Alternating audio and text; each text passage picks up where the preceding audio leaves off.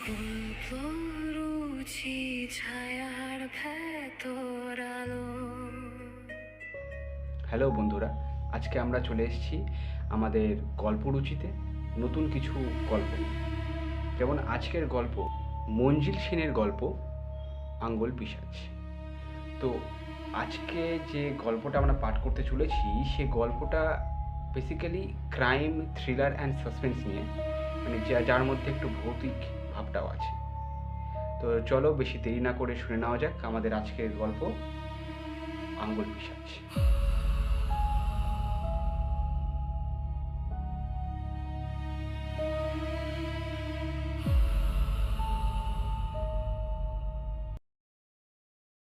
শশীশেখর সান্যাল একতলায় তার লাইব্রেরিতে গদি আটা রিভলভিং চেয়ারে বসেছিলেন। সেক্রেটারিয়েট টেবিলের উপর একটা মোটা বিদেশি বই খোলা ছিল। বাহাতের আঙ্গুলের স্পর্শ ও অনুভূতির সাহায্যে ব্রেইল পদ্ধতিতে তিনি সেটা পড়ছিলেন। শশীশেখর অন্ধ, অবশ্য মাত্র কয়েক বছর হলো তিনি দৃষ্টি হারিয়েছেন। কর্মজীবনে অসাধারণ পাণ্ডিত্য তাকে সম্মানের শীর্ষে তুলে ধরেছিল। দৃষ্টি হারিয়েও তিনি মুষড়ে পড়েননি। কঠিন অধ্যবসায়ের ফলে অল্প দিনের মধ্যেই তিনি ব্রেইল শিখে নিয়েছেন বললে ভুল হবে, রীতিমতো দক্ষতা অর্জন করেছেন। শশীশেখরের বয়স 60, বিয়ে থা করেন। টেবিলের দক্ষিণ প্রান্তে তার ভাইপো অসমঞ্জ বসেছিল। অসমঞ্জের বয়স 35। শশীশেখরের বড় ভাইয়ের ছেলে, বলতে গেলে সান্যাল বংশে সেই একমাত্র প্রদীপ। অসমঞ্জ উদ্ভিদবিদ্যায় ডক্টরেট। এই অল্প বয়সেই তার খ্যাতি ছড়িয়ে পড়েছে। বর্তমানে সে একটা জটিল গবেষণা নিয়ে ব্যস্ত। তার বাবা এক নামী ব্যবসায়ী প্রতিষ্ঠানের ম্যানেজিং ডিরেক্টর ছিলেন, সুতরাং টাকা পয়সার কোনো অভাব নেই তার। রীতিমতো ধনী বলা চলে। অসমঞ্জ ফাঁক পেলেই শশীশেখরের কাছে এসে কিছু সময় কাটিয়ে যান। কাকা ভাইপোর মধ্যে একটা মধুর সম্পর্ক গড়ে উঠেছে। শশীশেখরের অসাধারণ পাণ্ডিত্যের প্রতি অসমঞ্জর গভীর শ্রদ্ধা। কাকার জ্ঞান ভাণ্ডার থেকে রসদ সংগ্রহ করে নিজেকে সমৃদ্ধ করতে সে কখনোই কুণ্ঠাবোধ করে না। শশীশেখর বই পড়ছিলেন আর মাঝে মাঝে অসমঞ্জের সঙ্গে 2-4টা কথা বলছিলেন। অসমঞ্জ হঠাৎ লক্ষ্য করল তার কাকা বাহাতের আঙ্গুল দিয়ে ব্রেইল পদ্ধতিতে বই পড়ছেন, আর সঙ্গে সঙ্গে তার ডান হাতের ডট পেনটাও একটা সাদা কাগজের উপর দিয়ে কি যেন লিখে চলেছে। অসমঞ্জ প্রথমে ভাবল তার কাকা বাঁ হাতের আঙ্গুলের অনুভূতি দিয়ে যা পড়ছেন, হয়তো ডান হাতে ধরা কলম দিয়ে তাই লিখছেন। সে একটু কৌতূহলী হয়ে টেবিলের উপর ঝুঁকে লেখাগুলো পড়তে লাগলো। শশীশেখর সান্যাল, শরবিন্দু সান্যাল অর্থাৎ অসমঞ্জের বাবার নাম। বিনয়েন্দ্র সান্যাল অসমঞ্জের ঠাকুরদার নাম। বিমলেন্দু সান্যাল অসমঞ্জের ঠাকুরদার ভাইয়ের নাম। অসমঞ্জ সান্যাল, শশীশেখর সান্যাল, শরবিন্দু সান্যাল, বিনয়েন্দ্র সান্যাল, বিমলেন্দু সান্যাল। অসমঞ্জ বেশ একটু বিস্ময় অনুভব করল। তার কাকার বাঁ হাতের আঙ্গুল যেন দ্রুত চলেছে, ডান হাতে ধরা ডট পেনটাও যেন তার সঙ্গে পাল্লা দিয়ে সমান তালে লিখে চলেছে। পাঠ্যবস্তু আর লেখার মধ্যে কিন্তু আকাশ পাতাল পার্থক্য। অসমঞ্জ সবিষয়ে ভাবতে লাগল, এ কি সম্ভব? একই মানুষের পক্ষে একই সময় গভীর মনোযোগ দিয়ে একটা কিছু পড়া, অন্য কিছু লিখে যাওয়া প্রায় একেবারে অসম্ভব ব্যাপার। তবে কি তার কাকার প্রকৃতির খেয়ালে এক অবিশ্বাস্য মানসিক উৎকর্ষতা লাভ করেছেন? অনেক সময় দেখা গেছে যে মানুষের কোনো ইন্দ্রিয়হানি ঘটলে তার অপর এক ইন্দ্রিয়ের অনুভূতি বৃদ্ধি পায়। যে অদ্ভুত ঘটনা সে অবলোকন করল, তা কি সেই রকম কোনো ব্যাপার? শশীশেখর বই বন্ধ করলেন, সঙ্গে সঙ্গে হাতটাও থেমে গেল। অসমঞ্জ বইয়ের মোলাটের উপর চোখ বুলিয়ে দেখল উদ্ভিদ বিজ্ঞানের উপর লেখা একটা বই। তার কাকা যে নিজে অজ্ঞাত ছাড়েই বই পড়ার সঙ্গে সঙ্গে যন্ত্রের মতো লেখার ক্ষমতা অর্জন করেছেন, সে বিষয়ে অসমঞ্জর মনে কোনো সন্দেহ রইল না। বৈজ্ঞানিক চিন্তা দিয়ে সে এটাকে অবচেতন মনের একটা ক্রিয়া বলে মনে করল। অসমঞ্জ সেদিনকার মতো বিদায় নিয়ে বাড়ি ফিরে এল। কাকলিয়া রোডে তার পৈতৃক বাড়িতে সে একাই বসবাস করে। এখনো বিয়ে করেনি, তবে ঠিক একা বলাও চলে না। চাকর রামু ও ঠাকুর ছাড়া তার প্রাইভেট সেক্রেটারি দ্বৈপায়ন বসুর ওই বাড়িতে থাকে। দ্বৈপায়ন অসমঞ্জরই সমবয়সী। এমএসসি পাশ করে সে যখন চাকরির চেষ্টায় ঘুরছিল, তখন আকস্মিকভাবেই অসমঞ্জের সঙ্গে তার পরিচয় ঘটে। দ্বৈপায়নের চটপটে কথাবার্তা ও বুদ্ধিদীপ্ত চেহারায় অসমঞ্জ প্রীত হয়। লোভনীয় পারিশ্রমিকের বিনিময়ে তার সেক্রেটারির পদ গ্রহণ করার প্রস্তাব করতেই দ্বৈপায়ন এক কথায় রাজি হয়ে যায়। অসমঞ্জ তার নির্বাচনে যে ভুল করেননি তা প্রমাণ হতে বেশি সময় লাগেনি। অল্প সময়ের মধ্যেই দ্বৈপায়ন অসমঞ্জর গবেষণার কাজ বৈষয়িক ব্যাপারে অপরিহার্য হয়ে ওঠে। অসমঞ্জের সব চিঠিপত্রের জবাব দেওয়া, রিপোর্ট টাইপ করা, এমনকি তার বিষয় আশয় দেখাশোনাও সেই দক্ষ সেক্রেটারির মতো চালাতে লাগলো। দুজনের মধ্যে আন্তরিকতা গড়ে উঠতেও বেশি সময় লাগলো না। এই কয় বছরে তার নিবিড় বন্ধুত্বে পরিণত হয়েছে। সম্বোধন আপনি থেকে এসে দাঁড়িয়েছে তুমিতে। নানান কাজে ব্যস্ত থাকায় অসমঞ্জ বেশ কিছুদিন শশীশেখরের সঙ্গে দেখা করতে যেতে পারেনি। তা বলে কাকার অবচেতন মনের অদ্ভুত ঘটনাটি সে ভুলে যায়নি। প্রথম সুযোগেই সে এলগিন রোডের কাকার সঙ্গে দেখা করতে এলো। এই কদিনেই কাকার বয়স যেন অনেক গুণ বেড়ে গেছে। একটা অস্থির অস্থির ভাব। বৈষয়িক ব্যাপারে চিঠি ডিটেকশন দিতে তিনি ব্যস্ত ছিলেন, তাই বই পড়ার অবকাশ তার ছিল না। অসমঞ্জ ফিরে এলো, কিন্তু হাল ছাড়ল না। কয়দিন পর একটা ছুটির দিন দেখে সে দুপুরবেলা এলগিন রোডে গেল।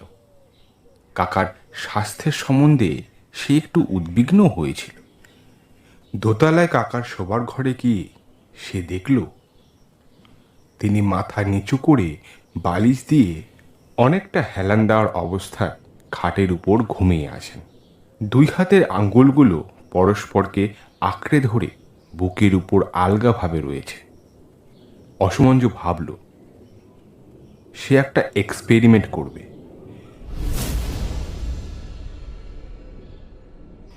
সন্তর্পণে একটা খাতা আর একটা পেন্সিল সে বুকের কাছে ধরতেই একটা আশ্চর্য ঘটনা ঘটল। ডান হাতের আঙ্গুলগুলো যেন সজীব হয়ে পেন্সিলের দিকে প্রসারিত হতে চাইল, কিন্তু বাম হাতের আঙ্গুলের বন্ধনে থাকায় ওই প্রয়াস সফল হলো না। পরক্ষণেই ডান হাতের আঙ্গুলগুলো ধীরে ধীরে বাম হাতের আঙ্গুলের কবজা থেকে নিজেদের মুক্ত করে পেন্সিলটা তুলে নিল।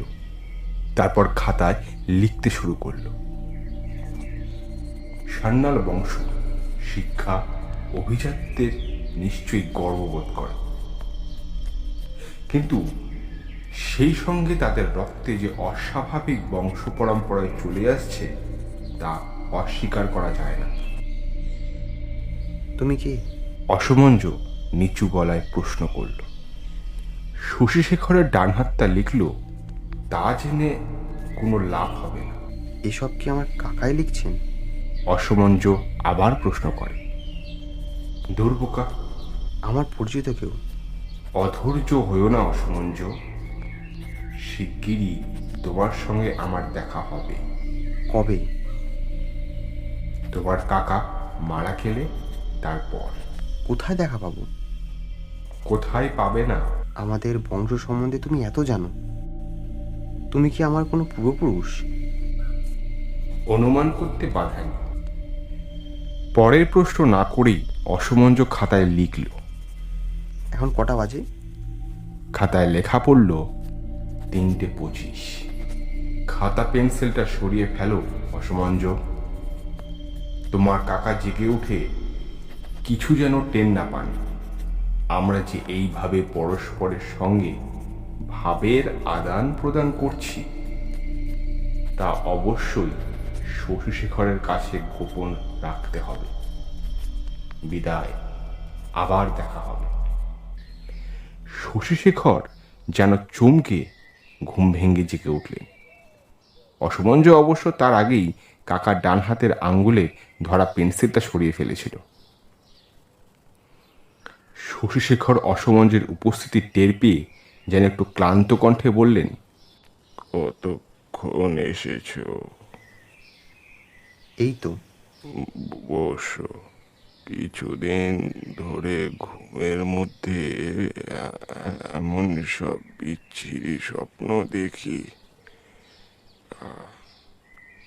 যার কোনো মাথা মুন্ডু নেই। হয়তো ভালো ঘুম হচ্ছে না। ডক্টর চৌধুরীকে একবার কল দেব? না না না না, একটু থেমে শশীশেখর বলতে থাকেন, এমন সব স্বপ্ন, অন্ধকার দেশ, মানুষজন, ঘর বাড়ি সবই যেন আবছা অন্ধকারে ঢাকা। কাকা, কাকা? হ্যাঁ, তোমার ঠাকুরদার ভাই, মানে আমার কাকা। কিন্তু তার কথা বলছেন কেন? শশীশেখর সঙ্গে সঙ্গেই উত্তর দিলেন না। মুহূর্তকাল নিঃশব্দে কি যেন ভাবলেন, তারপর বললেন, তুমি বাবা বড় হয়েছ, জীবনে প্রতিষ্ঠিত হয়েছ, এখন আর তোমার কাছে গোপন রাখাটা আমার উচিত হবে না। আমার কাকা অর্থাৎ বিমলেন্দু সান্যাল দুর্দান্ত প্রকৃতির ছিলেন, হিংস্র, নিষ্ঠুর, ধূর্ত, এক কথায় উচ্ছৃঙ্খল, বেপরোয়া মানুষ। শেষ পর্যন্ত তিনি সামান্য কারণে আপন মামাতো ভাইকে ছুরি মেরে হত্যা করেন। বিচারে তার ফাঁসি হয়েছিল। পরপর কয়েকদিন তাকে স্বপ্নে দেখেছি। এই এখন তন্দ্রার মধ্যেও তুমিও যেন কেমন ভাবে তার সঙ্গে জড়িয়ে পড়েছ মনে হলো। অসমঞ্জ, অসমঞ্জ, জীবনের পথ কর্দমাক্ত, পিচ্ছিল, শত প্রলোভনেও সত্যকে ত্যাগ করো না। তোমার ঠাকুরদার ভাই।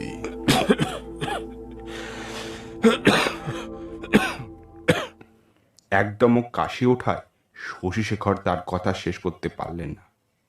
কিন্তু অসমঞ্জ অবাক হয়ে দেখল তার ডান হাত পাশেই রাখা পেন্সিলটা চট করে তুলে নিয়ে খসখস করে কি যেন লিখল। শশীশেখর ব্যাপারটা জানতেই পারলেন না।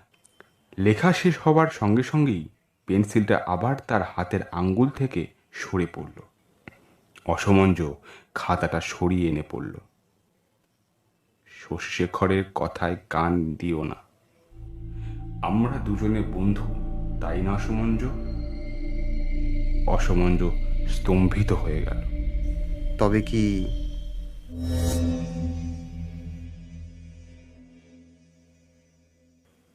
তিন দিন পর অসমঞ্জের টোকিওতে এক আন্তর্জাতিক প্রাণীবিদ্যা সম্মেলনে যোগ দিতে যাবার কথা।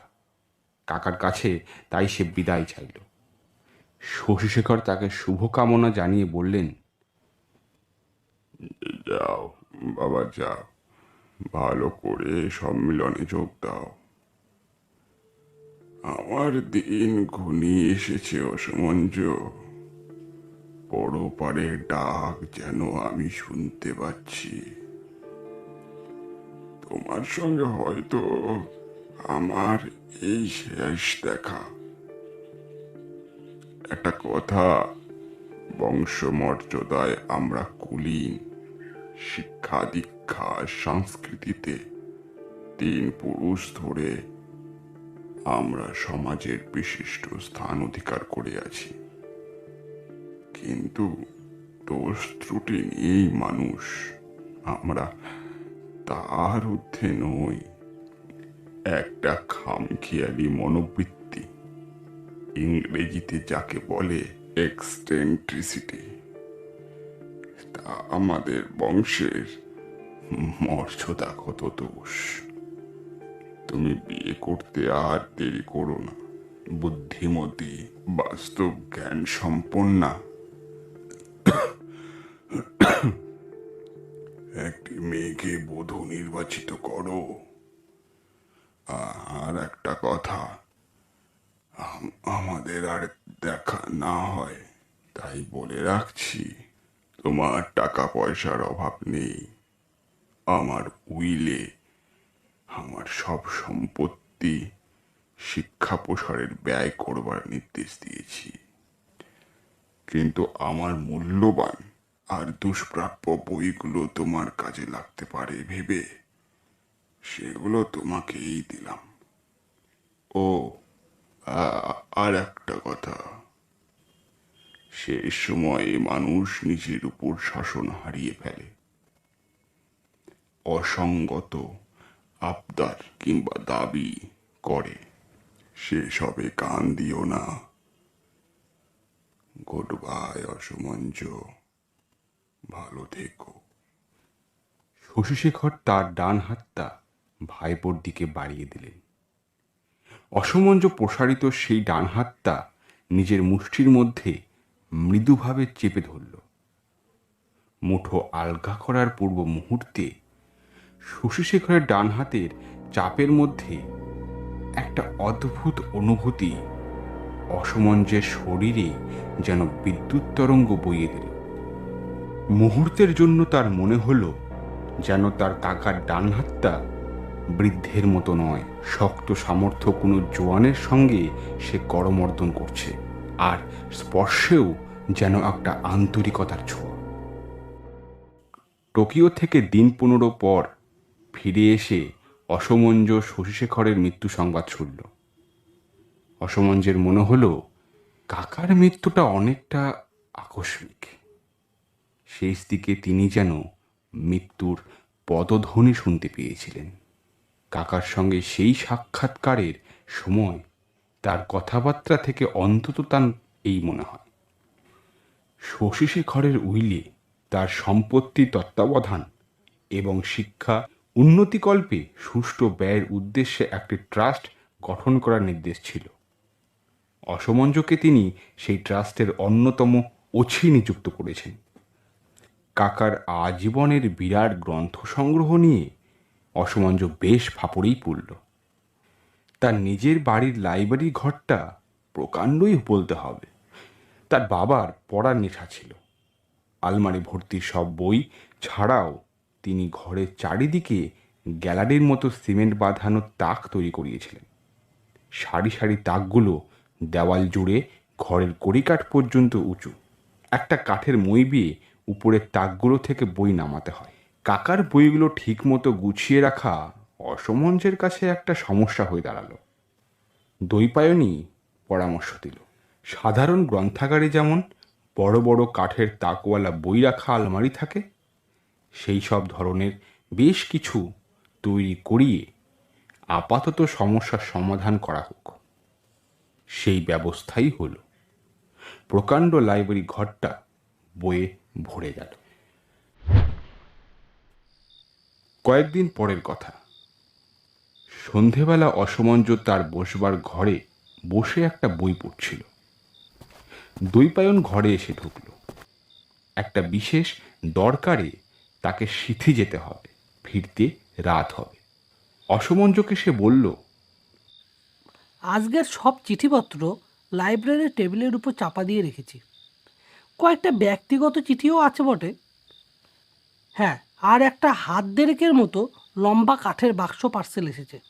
ভেতরে একটা জ্যান্ত প্রাণী আছে মনে হচ্ছে। যেমন লাফাচ্ছে আর নখ দিয়ে আছড়াচ্ছে, তাতে মনে হয় ওটার ভীষণ খিদে পেয়েছে। আমি আর ওটা খুলিনি।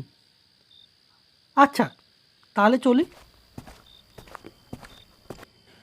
দৈপায়ন রাতের খাবারটার স্মৃতিতেই সেরে নেবে বলেছিল, তাই অসমঞ্জ 9টার মধ্যে খেয়ে নিল। রামুকে লাইব্রেরি ঘরে কফি দিতে বলে চিঠিপত্র দেখবার জন্য সে ওই ঘরের পথে পা বাড়াল। ধুমায়িত কফির পেয়ালা হাতে নিয়ে রামু ঘরে ঢুকতেই অসমঞ্জ তাকে একটা স্ক্রুড্রাইভার আনতে বলল। কাঠের বাক্সের চারিদিকে স্ক্রু দিয়ে আটকানো, স্ক্রুড্রাইভার ছাড়া খোলা মুশকিল। স্ক্রুড্রাইভার এনে রামু বলল, পিয়ন বলেছিল পোস্ট অফিস থেকে বাক্সের উপরে কয়েকটা ফুটো করে দিতে। ভিতরে যে জ্যান্ত প্রাণীটা আছে সেটা নাকি তা না হলে দম বন্ধ হয়ে মারা যেত। গবেষণার জন্য অসমঞ্জে নানা রকম জীবজন্তুরই প্রয়োজন হয়। তার ল্যাবরেটরি চিড়িয়াখানার একটা খুদে সংস্কার বললে অত্যুক্তি হবে না। অসমঞ্জ মনে মনে ঠিক করল দৈপায়নকে বলবে যে কোম্পানি চিঠিটা পাঠিয়েছে তাদের করা একটা চিঠি লিখতে। এই ধরনের অসতর্কতা ক্ষমা করা যায় না। বাক্সের স্ক্রুগুলো খুলে সে একটা মোটা বই ঢাকনার উপরে চাপা দিল। তারপর ল্যাবরেটরি থেকে একটা খাঁচা আনতে গেল। খাঁচা নিয়ে লাইব্রেরির দরজায় ফিরে আসতেই কিছু একটা পড়ার শব্দ হলো। মেঝের উপর দিয়ে কিছু যেন চলে গেল। অসমঞ্জ দেখল মোটা বইটা মাটিতে পড়ে আছে আর বাক্সের ভিতরটা শূন্য। বইটা হাতে তুলে ঝাড়তে ঝাড়তে সে ভাবল, প্রাণীটার শক্তি কম নয়, এই মোটা বইটা ফেলে দিয়েছে। প্রাণীটাকে খুঁজে বের করা সহজ ব্যাপার নয়। বইয়ের পাহাড়ের মধ্যে কোথায় যেন লুকিয়ে আছে সেটা। বইয়ের তাকের পিছনে সে ওটার নড়াচড়ার শব্দ শুনতে পাচ্ছিল, কিন্তু শব্দ লক্ষ্য করে এগোতেই সে বুঝতে পারল ওটা অন্য একটা শেলফের পেছনে আশ্রয় নিয়েছে। হতাশ হয়ে সে তার চেয়ারে ফিরে এসে চিঠিগুলো পড়তে লাগলো। হঠাৎ খুট করে একটা শব্দ হলো, যেন কেউ সুইচ নিভিয়ে দিল, আর সঙ্গে সঙ্গে গোটা ঘর অন্ধকার হয়ে গেল। আলোকে নেভালো। বেশ আশ্চর্য হয়েই অসমঞ্জ দেওয়ালে যেখানে সুইচ বোর্ড আছে অন্ধকারে সেদিকে এগোলো। দুপা এগিয়েই সে থমকে গেল। ঘরে অপর প্রান্তে একটা শব্দ হচ্ছে।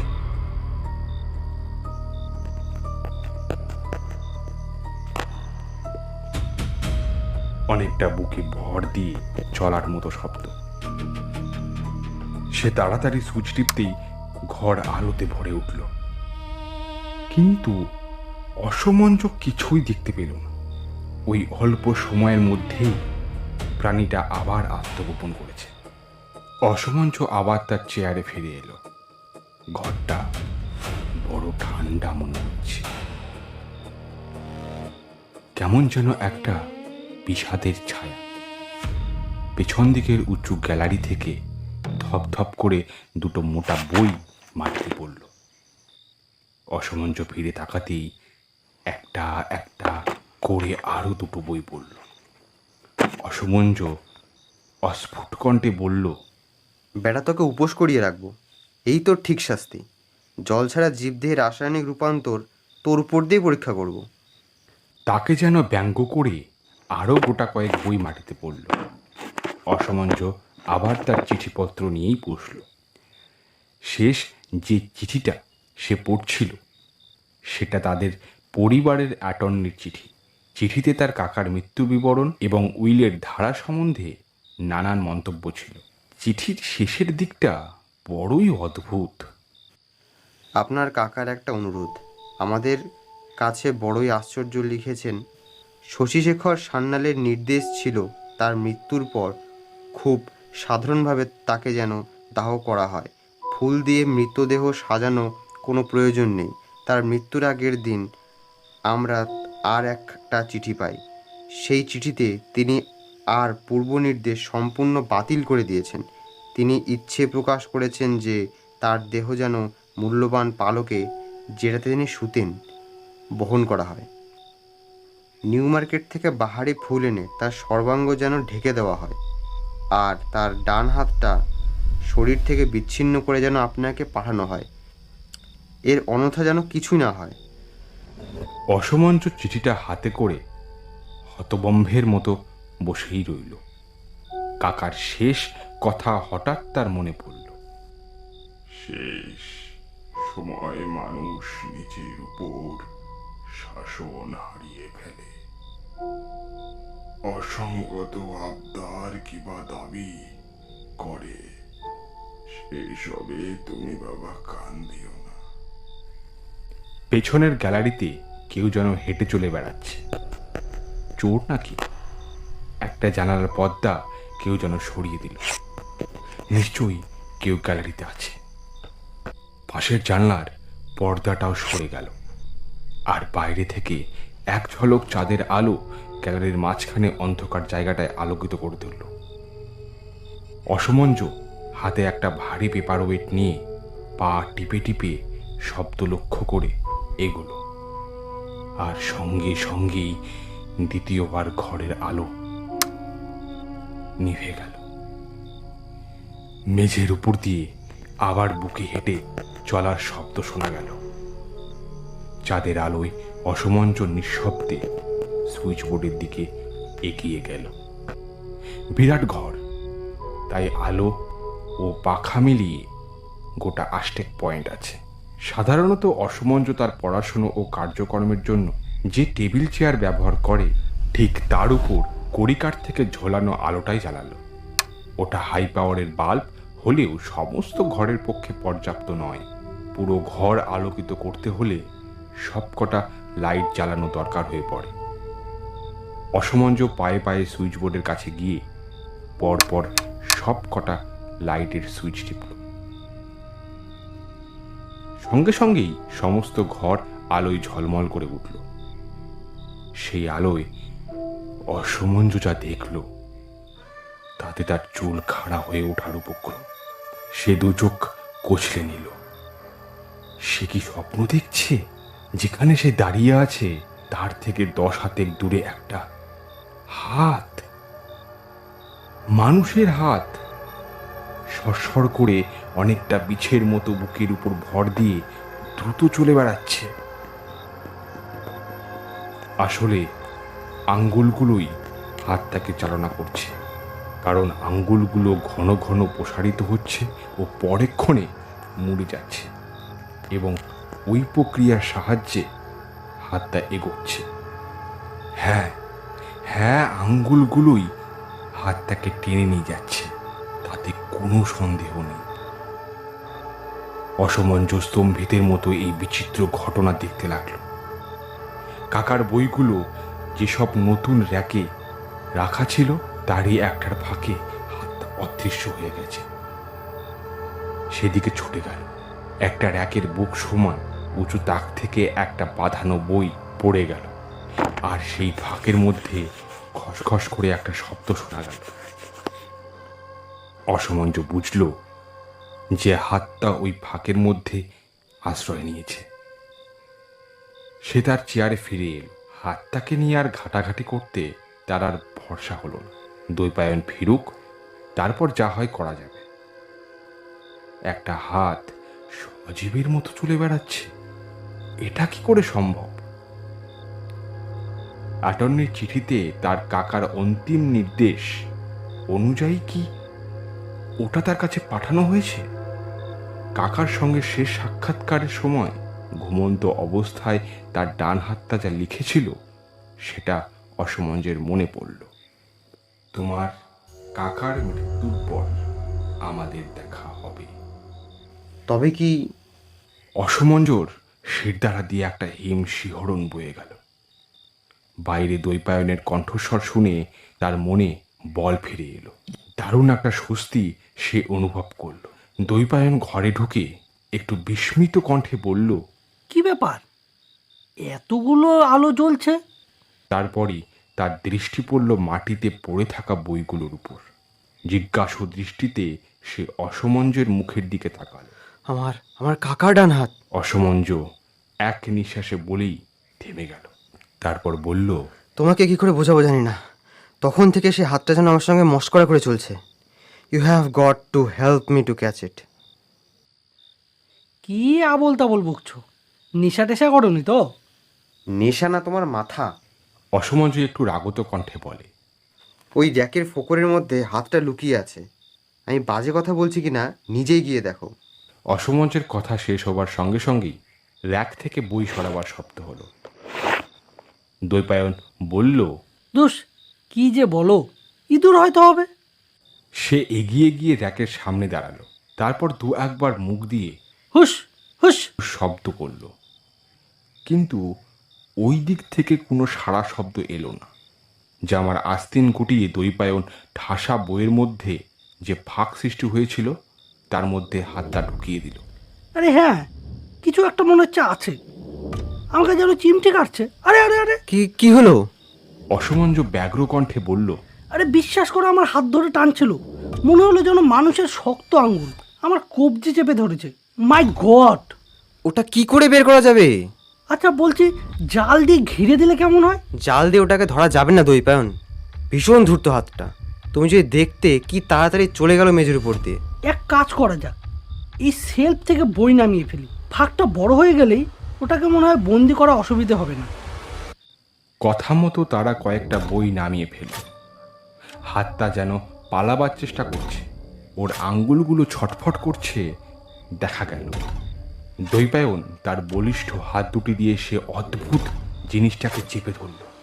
আরে এটার মাংসপেশিগুলো শক্ত হয়ে উঠছে, জোর আছে তো। সত্যি সত্যি তো একটা হাত। আমিও তোমার মতো নেশা করে প্রহেলিকা দেখছি না তো? অসমঞ্জ রাগত কণ্ঠে বলল, বোকার মতো কথা বলো না, ওটাকে বের করে নিয়ে এসো।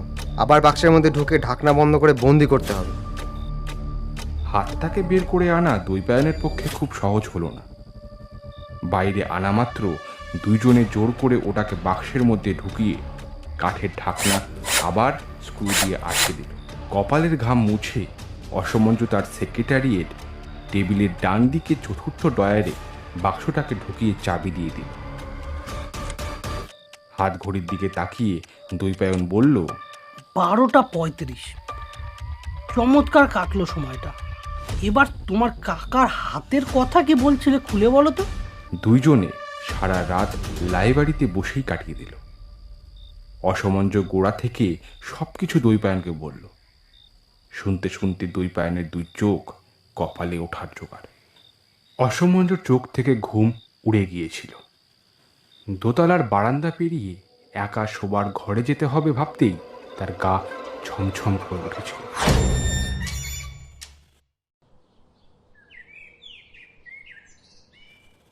সকালবেলা চা পর্ব সেরে দুইজনে আবার লাইব্রেরিতে গিয়ে ঢুকল।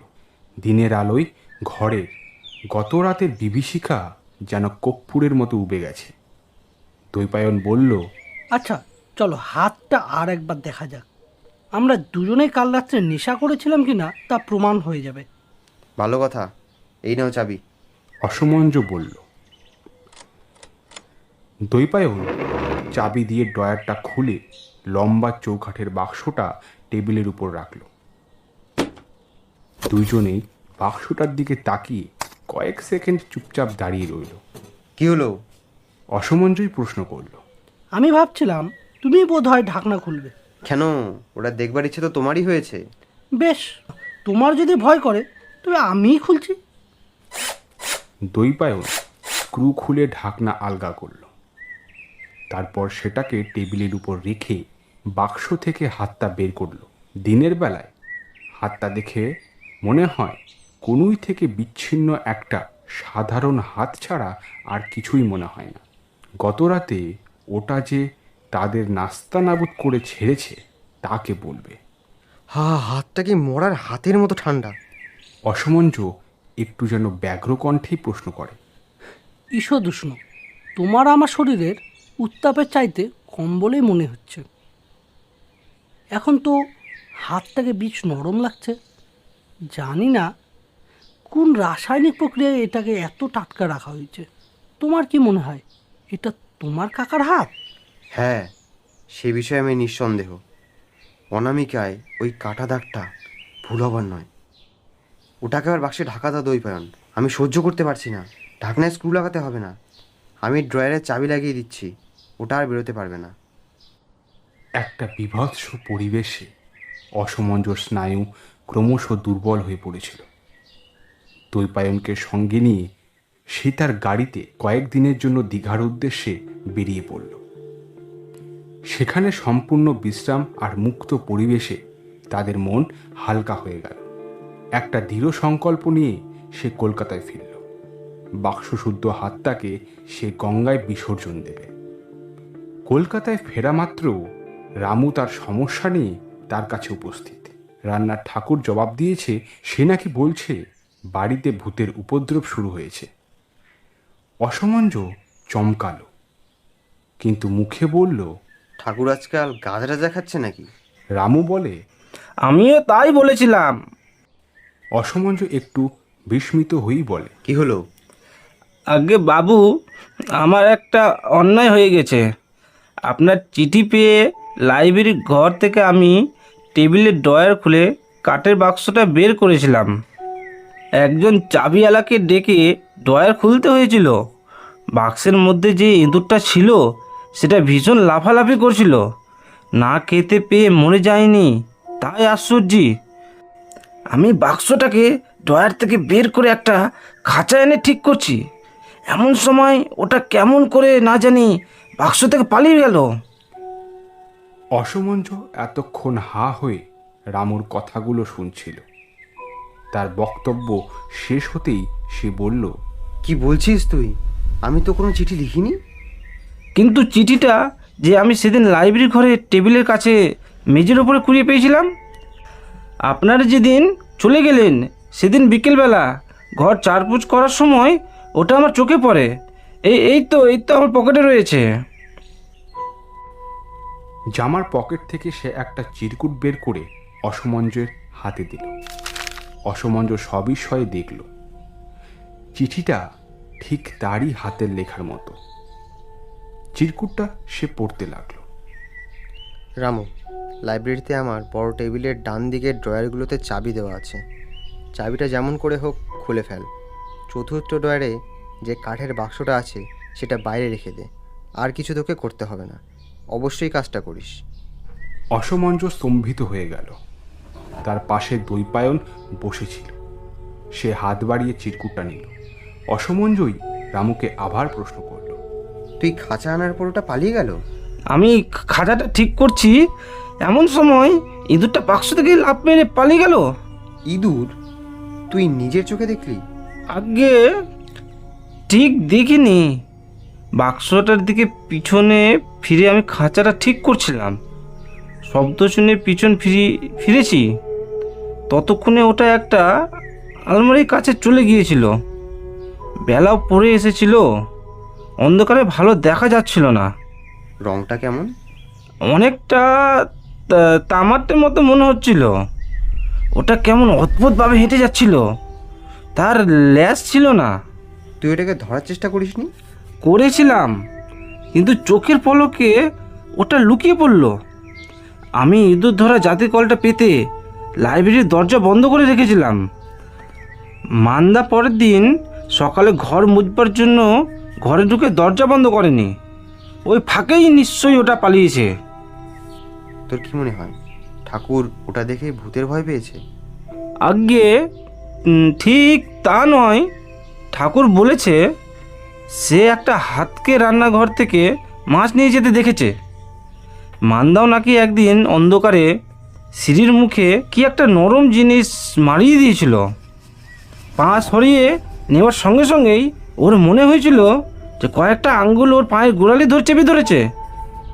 চিৎকার করে উঠতেই ওটা ওকে ছেড়ে পালিয়ে যায়। মান্দার মেয়ে কমলিও মাঝে মাঝে মায়ের সঙ্গে কাজে যোগান দিতে আসে। সেদিন বাসন মাজার পর ও কলে হাত ধুয়ে শাড়ির আঁচল দিয়ে হাত মুছছিল। তখন সন্ধে কমলি গান করছিল, অন্যদিকে হাত মুছছিল। হঠাৎ ওর খেয়াল হলো যে ও অন্য কারোর জন্য হাত মুছছে। বেশ ঠান্ডা ছিল হাতটা। যত তো সব তোমার গাঁজাখুরি গল্প। দ্বৈপায়ন এবার বলে উঠল। তুই নিশ্চয়ই এসব বিশ্বাস করিস না? অসমঞ্জ আচমকা রামুর দিকে তাকিয়ে প্রশ্ন করে। আমি আগে না, আমি হাতটাত কিছু দেখিনি। তুই কিছু শুনিসনি নিশ্চয়ই? আগে মাঝে মাঝে বাইরে কলিং বেলটা বেজে ওঠে, দরজা খুলে আমি কাউকে দেখতে পাই না। রাত্রে আপনার শোয়ার ঘরের দরজা বন্ধ করতে গিয়ে দেখি আগে থেকে যেন বন্ধ করে দিয়েছে। আপনার খাঁচায় কত রকম জীবজন্তু আছে, কোনো বাঁদর হয়তো খাঁচা থেকে বেরিয়ে সব বাদরামি করছে। রামু তার কাজে চলে গেলে দ্বৈপায়ন বলে, চিঠিটার সম্বন্ধে তোমার কি মনে হয়? তুমি বুঝতে পারছো না। তোমার মনে আছে বাক্সের ঢাকনায় স্ক্রু না লাগিয়ে আমরা ওটাকে ড্রয়ারের চাবি বন্ধ করে রেখেছিলাম? ওই ড্রয়ারে পুরনো কিছু কাগজ আর নিশ্চয় একটা পেন্সিল ছিল।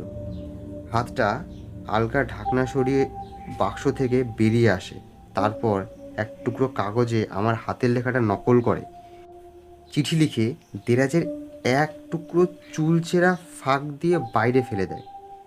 রামু ঘর পরিষ্কার করতে এসে মেঝের ওপর কাগজটা কুড়িয়ে পায়। কিন্তু হাতটা নিশ্চয় লিখতে পারে না। পারে না? তুমি দেখোনি, আমি ওটাকে লিখতে দেখেছি। শশীশেখরের অজ্ঞাতে তার ডান হাতের যন্ত্রের মতো লিখে যাওয়া ব্যাপারটা সে বিশদভাবে বর্ণনা করে। একটা ব্যাপার তাহলে পরিষ্কার হলো। আসলে অ্যাটর্নি মিস্টার চৌধুরীকে লেখা সেই চিঠিটা তোমার কাকা তার হাতটা তোমাকে দানপত্র করে গিয়েছিলেন আসলে এই শয়তান হাতটারই লেখা। তোমার কাকা কি কিছুই জানতেন না? আমার কাকার হাত যদি না হয় তবে কার হাত? এখন মনে হচ্ছে কোনো বিদেহী আত্মা তোমার কাকার জীবিতকালে তার উপর ভর করেছিল। তার ডান হাতটাকে মৃত্যুর পর ব্যবহারের জন্য প্রস্তুত করাই ছিল ওটার উদ্দেশ্য। সেই আত্মা ওই হাতের উপর ভর করে আত্মনির্ভর হয়ে উঠেছে। এখন আমাদের কি কর্তব্য? আমাদের চোখ কান খোলা রাখতে হবে, যাতে সুযোগ পেলেই ওটাকে আবার বন্দি করা যায়। যদি বন্দি নাও করতে পারি তাতে ক্ষতি নেই, ওটা রক্ত মাংসের হাত, চিরকাল বেঁচে থাকতে পারে না। অসমঞ্জর মুখ দেখে সে খুব একটা আশ্বস্ত হয়েছে বলে মনে হলো না। 2 দিন নিরুপদ্রবে কেটে গেল। তৃতীয় দিন সকালে দ্বৈপায়ন ওটাকে আবার দেখতে পেল। উপরে উঠবার সিঁড়ি যেখানে বাঁক নিয়েছে, সেই একতলা ও দোতলার মাঝামাঝি রেলিংয়ের পোস্টের উপর ওটা যেন বিশ্রাম করছে। আচমকা ওখানে ওটা দেখে দ্বৈপায়ন প্রথমে হকচকিয়ে গেল। দ্বিধা কাটিয়ে সে এক লাফ মেরে এগোতেই হাতটা ঢালু রেলিংয়ের উপর দিয়ে বিছের মতো অথচ দ্রুত গতিতে উপর দিকে উঠতে লাগলো। তারপর এক সময় দ্বৈপায়নের দৃষ্টির আড়ালে চলে গেল।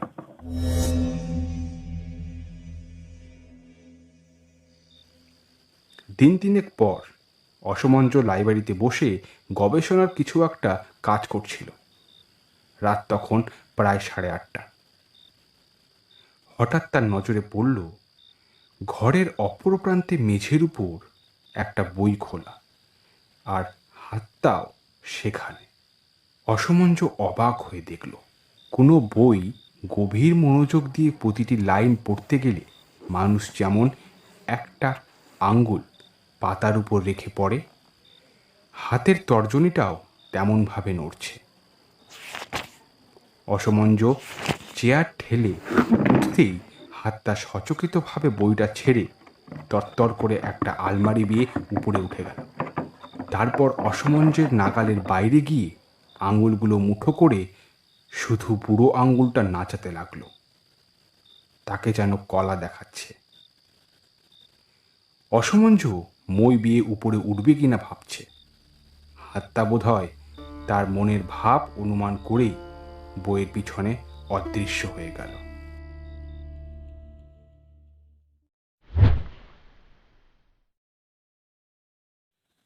দিন কয়েক কেটে গেছে। এর মধ্যে উল্লেখযোগ্য আর কিছু ঘটেনি। পঞ্চমী নামে অসমঞ্জর একটা পোষা কাকাতুয়া ছিল।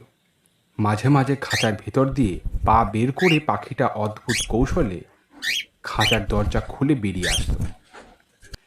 2-4 দিন এ ঘর ও ঘর করার পর ধরা দিত, কিন্তু পালিয়ে যাবার চেষ্টা করতো না। অসমঞ্জ একদিন সন্ধেবেলা লাইব্রেরির কাজ করছে।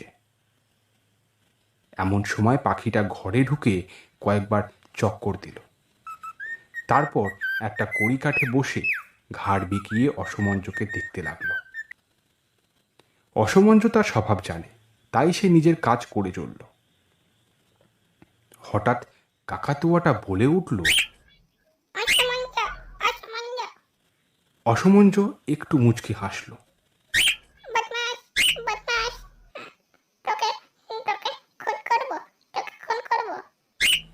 পাখিটি বলে উঠল।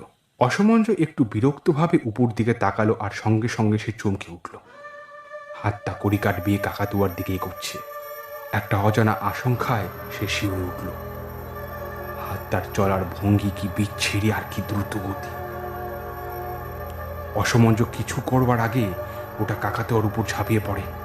5 আঙ্গুল দিয়ে কাকাতুয়াটির গলা টিপে ধরল।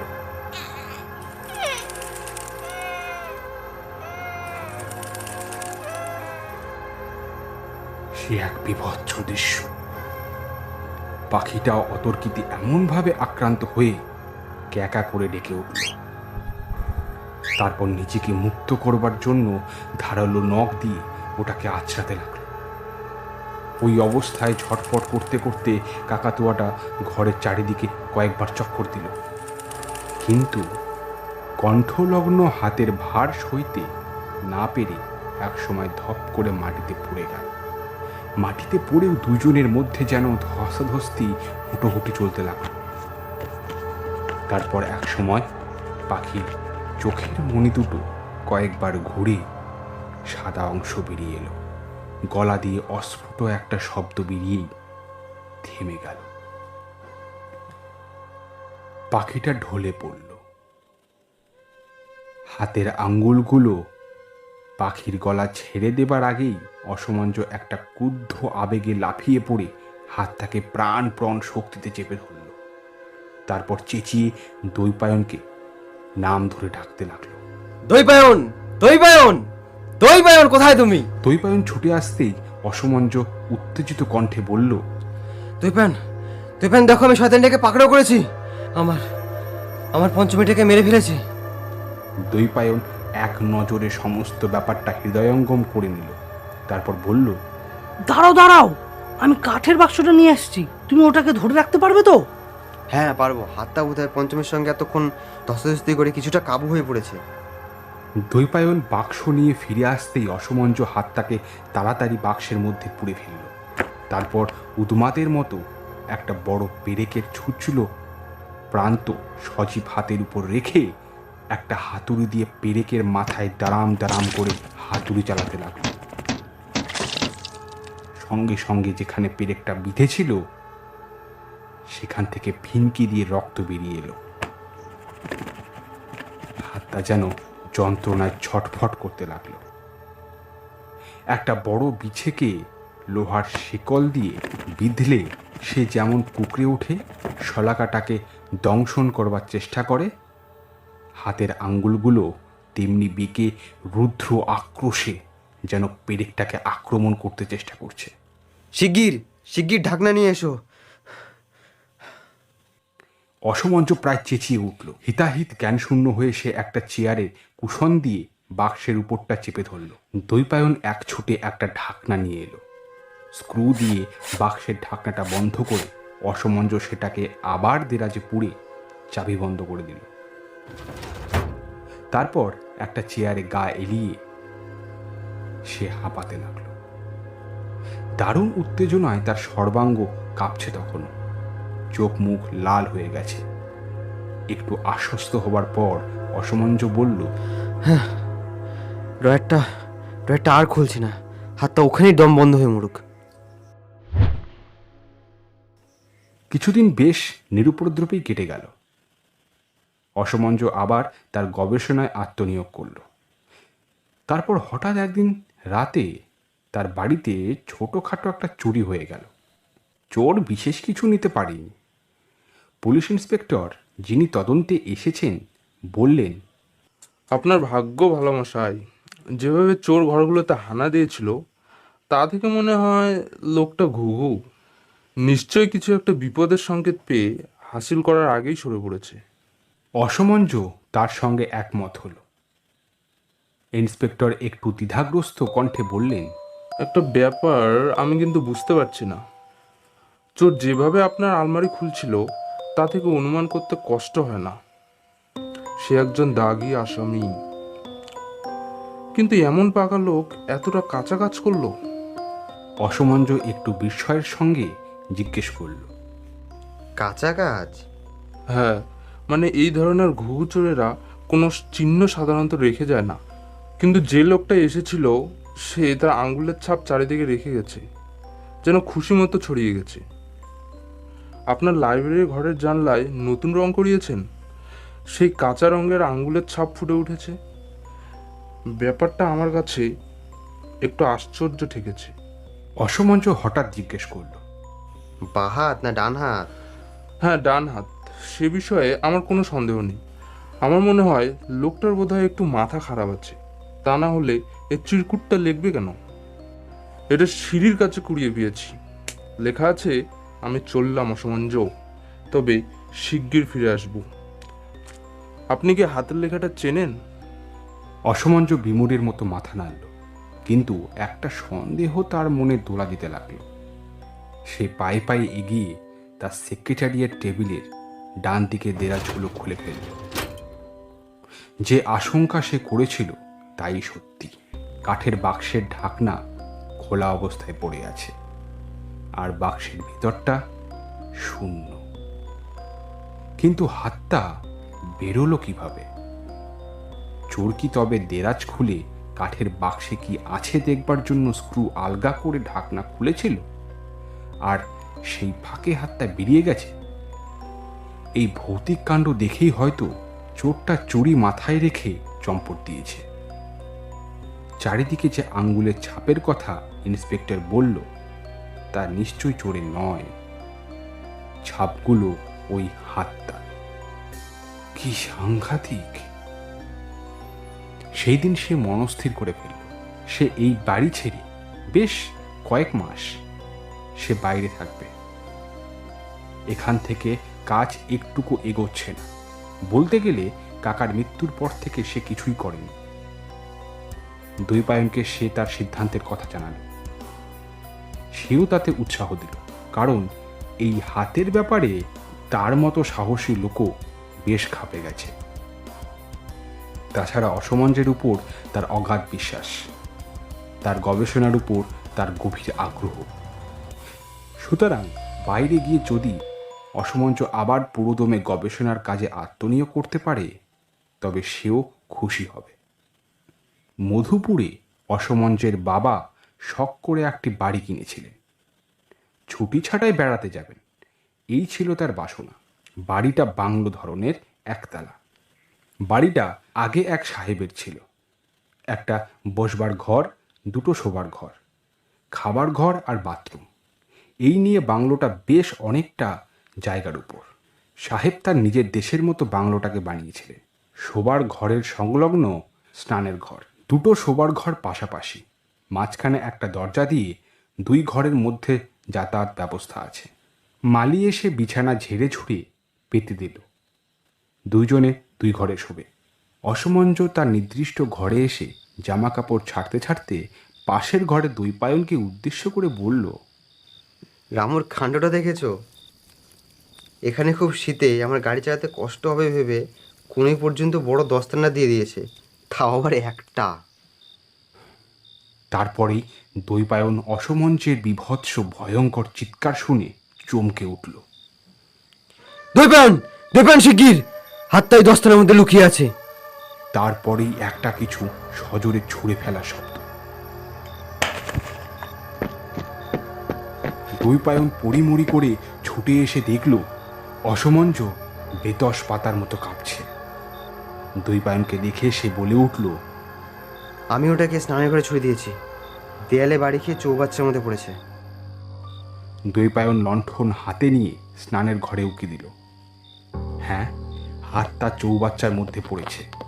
অব্যবহৃত অবস্থায় পড়ে থাকার ফলে চৌবাচ্চাটা চারিদিকে শ্যাওলা পড়ে গেছে। হাতটা চৌবাচ্চার গা বেয়ে উঠতে চেষ্টা করছে আর পিছলে পড়ছে। হাতের তালুর উল্টো দিকে একটা গর্ত দৈপায়নের নজরে পড়ল। অসমঞ্জ যে পেরেক ফুটিয়েছিল তারই গর্ত। হাতটা যেন হামা দিয়ে উপরে উঠতে চেষ্টা করছে, কিন্তু কিছুটা উঠেই অসহায়ের মতো পিছলে পড়ে যাচ্ছে। তুমি ওটার উপরে নজর রেখো, আমি একটা বাক্স টাক্স কিছু নিয়ে আসছি। দৈপায়ন প্রায় ছুটে বেরিয়ে গেল।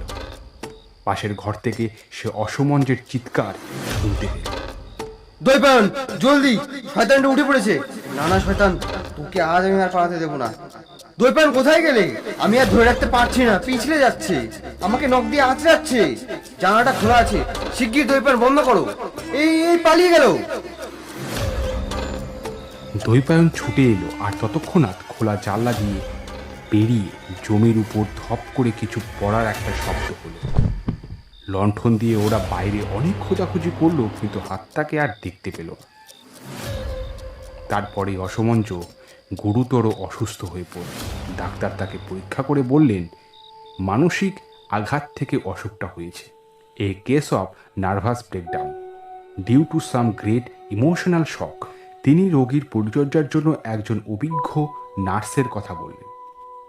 একটা সতর্কবাণীও তিনি করলেন, রোগীর ঘরে সারা রাত যেন আলো জ্বলে, অন্ধকারে একা তাকে কোনো মতেই রাখা যাবে না। অসমঞ্জ কিন্তু নার্স রাখার প্রস্তাবে সম্মত হলো না। বলল দৈপায়নকেই সবসময় তার কাছে থাকতে হবে। বাইরের লোক রাখলেই হাতটা তাকে কায়দা করে আবার ঘরে ঢুকে পড়বে। দৈপায়ন তাকে অভয় দিয়ে বলল, ও সব কথা তুমি আর চিন্তা করো না। হাতটা এবার দেখে মনে হলো যেন অনেক নিস্তেজ হয়ে পড়েছে। তুমি ওটাকে দেওয়ালে যেভাবে ছুঁড়ে মারলে ওটা আরও ঘায়েল হয়েছে। এভাবে বেশি দিন আর ওটা টিকে থাকতে পারবে না, ওর আয়ু ফুরিয়ে এসেছে। তুমি একটু ভালো হলেই আমরা এখান থেকে চলে যাব। বাক্স, বিছানা, জামা কাপড় কিছুই সঙ্গে নেব না। হাতটা কোনো কিছুর মধ্যে লুকিয়ে আর আমাদের সঙ্গ নিতে পারবে না। আমরা কাউকে আমাদের ঠিকানা জানাবো না, কোনো পার্সেল এলে ফেরত দিয়ে যাব। বেটার চোখে আমরা এমন ধুলো দেব। দৈপায়নের প্রস্তাব অসমঞ্জের খুব মনে ধরল। কয়েকদিনের মধ্যেই সে হেঁটে চলে বেড়াতে পারবে, কিন্তু কেন তাকে এইভাবে পালিয়ে বেড়াতে হবে? দৈপায়নকে অনেকটা অনুযুগের কণ্ঠেই সে বলল, আমি কি করেছি বলতে পারো? কি অপরাধ আমার? কেন এই হাত পিচাসটা রাক্ষসে আঙ্গুল নিয়ে আমাকে তাড়া করছে? দৈপায়ন তাকে সান্ত্বনা দিয়ে বলল, ঠিক তা নয়। প্রথম যখন হাতটাকে আমরা ধরেছিলাম তখন ওটার ঘৃণায় আমাদের উপর রেগেছিল। শুধু তাই নয়, সকলের বিরুদ্ধে যেন মুখিয়েছিল। কাকাতুয়াটাকে অকারণে কেমন নৃশংসভাবে গলা টিপে মারল, মনে নেই? তুমি পেরেক দিয়ে ওর গায়ে ফুটো করার পর থেকে ওটা তোমার উপর খেপেছে মনে হয়। দেরাজে বেশ কিছুদিন বন্দি থাকার পর প্রতিহিংসার চিন্তাটা বোধহয় ওর মনে আসে। অসমঞ্জ দ্রুত আরোগ্য লাভ করতে লাগল। দৈপায়ন সব সময় তার ঘরে পাহারায় থাকে। চারিদিকে সতর্ক দৃষ্টি সে রেখেছিল। 1 জানুয়ারি তারা মধুপুর ছাড়বে। কোথায় যাবে তা গাড়িতেই ঠিক করা হবে। 31 ডিসেম্বর এলো। প্রচণ্ড ঠান্ডা। অসমঞ্জের ঘরের দরজা জানলা সব বন্ধ থাকে। একদিন মালি ঘরে আলো বাতাস ঢুকবে বলে একটা জানলা খুলতেই প্রচণ্ড ধমক খেয়েছিল। সন্ধেবেলা অসমঞ্জ আর দৈপায়ন দাবা নিয়ে বসল। খেলায় তারা তন্ময় হয়ে গেছে। এমন সময় মালি একটি চিঠি নিয়ে এলো। বিকেলের ডাকে এসেছে। দৈপায়নই সাধারণত অসমঞ্জের চিঠিপত্রের জবাব দেয়, একান্ত ব্যক্তিগত ছাড়া। চিঠিটা সে মালির হাত থেকে নিয়ে খুলল। খুবই সংক্ষিপ্ত চিঠি, কোনো ঠিকানা বা স্বাক্ষর নেই। আজ রাত 10টায় আমাদের শেষ সাক্ষাতের জন্য প্রস্তুত থেকো। কার চিঠি দৈপায়ন? অসমঞ্জ প্রশ্ন করে। আমার চিঠি? বুক পকেটে চিঠিটা রাখতে রাখতে দৈপায়ন উত্তর দেয়, ইচ্ছে করেই সে মিথ্যে কথা বলল। অসমঞ্জর বর্তমান শারীরিক ও মানসিক অবস্থার পক্ষে চিঠির বক্তব্য মোটেই সুখবর হবে না। সে ঘরের চারিদিকে একবার চোখ বুলিয়ে নিল। না, সব বন্ধ আছে। রাতে খাওয়া দাওয়া সেরে দুজনে আবার দাবায় বসল। অসমঞ্জের অসুখ হওয়ার পর থেকে মালি এই শোবার ঘরেই দুইজনের জন্য খাবার দিচ্ছিল। ঘরের মধ্যে ফায়ার প্লেসে আগুন জ্বলছে। ঘরটা বেশ গরম হয়ে উঠেছে, কনকনে শীতের পক্ষে আরামদায়ক। রাত 10টা বাজল। সঙ্গে সঙ্গে বন্ধ দরজায় মৃদু করাঘাত শোনা গেল। কে? অসমঞ্জ একটু চেঁচিয়েই জিজ্ঞেস করল। কোনো উত্তর নেই। মালি, মালি। অসমঞ্জ আবার গলা হাঁকে। এবারও কোনো সাড়া নেই। নিশ্চয়ই, নিশ্চয়ই সেই হাতটা। অসমঞ্জ দরজায় লাগানো ছিটকিনির দিকে তাকিয়ে বলে। দৈপায়ন এবার উঠে দুটো ঘরেরই দরজা জানলা সব দেখে আসে। না, সব ছিটকানি দেওয়া আছে। সে আবার দাবায় বসে। জানালার কাচের শার্সের উপর কি একটা শব্দ হলো। কি? কিসের শব্দ? অসমঞ্জ বলে ওঠে, ও কিছু না, বাতাসে জুই গাছের ঝাড়টা বোধ হয় জানলায় ধাক্কা মারছে। না না না, কেউ কেউ যেন ঠকঠক করছে। অসমঞ্জ উঠে যে জানলা থেকে শব্দ আসছিল তার পর্দাটা সরিয়ে ফেলল। তারপরেই সে দুপা পিছিয়ে উত্তেজিত কণ্ঠে বলে উঠল, দেখো দেখো, হাতটা কেমন করে যেন ঝুলছে। ওটা হাতে ওটা কি? দৈপায়ন ততক্ষণে তার পাশে এসে দাঁড়িয়েছে। সে বলল, দেখো দেখো, একটা ছুরি। দেখো কেমন করে ছুরির ফলাটা জানলার দুই কপার যেখানে মিশেছে তার ফাঁক দিয়ে ঢুকিয়ে দিয়ে ছিটকানি খুলবার চেষ্টা করছে। হঠাৎ অসমঞ্জ বলল, এবার তোমার চাল দৈপায়ন, ঘোড়া সামলাও। দৈপায়নকে কিন্তু তার ঘোড়া নিয়ে চিন্তিত বলে মনে হলো না। সে ভাবছে অসমঞ্জ হঠাৎ এত সাহস পেল কোথা থেকে। অসমঞ্জই আবার কথা বলল, কি হলো? একটা চাল দিতে তুমি কি রাত কাবার করে দেবে? তুমি দেখছি সমস্ত ব্যাপারটা বেশ ঠান্ডা মাথায় নিয়েছো। স্বীকার করতে লজ্জা নেই। ভয়ে আমার হাত পা যেন ঠান্ডা হয়ে আসছে। ভয় করবার কিছু নেই দৈপায়ন। ভালো করে চিন্তা করে দেখো, হাতটা অশরীরী কিছুই নয়, জীবন্ত প্রাণীর মতো। ওটাকেও পৃথিবীর টাইম আর স্পেসের নিয়ম মেনে চলতে হচ্ছে। এমন নয় যে ওটা শূন্যে মিলিয়ে যেতে পারে কিংবা বদ্ধ ঘরের ভেতর দিয়ে যাতায়াত করতে পারে। সুতরাং এই ঘরে ঢোকবার কোনো ছিদ্রপথ না পেয়ে ওটাকে হতাশ হয়েই ঘুরে যেতে হবে। আমি ভয়ের শেষ সীমানায় এসে ভয়কে জয় করেছি দৈপায়ন। আজ রাতটা কোনো মতে কাটিয়ে কাল সকালে আমরা ওটাকে বুড়ো আঙুল দেখিয়ে বেরিয়ে পড়ব। হঠাৎ দৈপায়ন বলে ওঠে, সর্বনাশ, আমার বাথরুমের জানলাটা বোধহয় খোলা আছে। শিগগির! অসমঞ্জ দৈপায়নকে এক ঠেলা মেরে বলল, ছুটে গিয়ে জানাটা বন্ধ করে এসো। দৈপায়ন ছুটে গেল। তার ঘরে লণ্ঠন ছিল না, ঘরটা অন্ধকার। ছুটতে ছুটতে গিয়ে দরজার চৌকাঠে হোঁচট খেয়ে সে পড়ল। মনে মনে একটা গালাগালি দিয়ে সে অসমঞ্জের ঘরে ফিরে এসে লণ্ঠনটা নিয়ে আবার ছুট লাগাল।